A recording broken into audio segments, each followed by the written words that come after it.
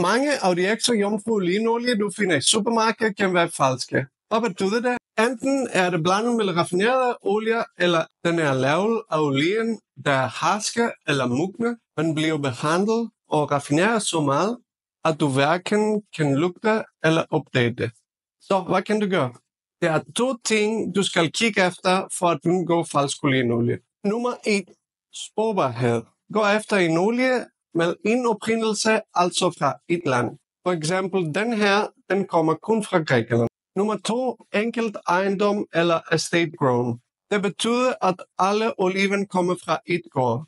Altså rigtig god sporbarhed. Det modsatte er, hvis du tager en flaske og læser oliven fra Grækenland, Italien, Spanien eller Tunesien. Fra et af de lande, vi aner det ikke. Så læg den tilbage.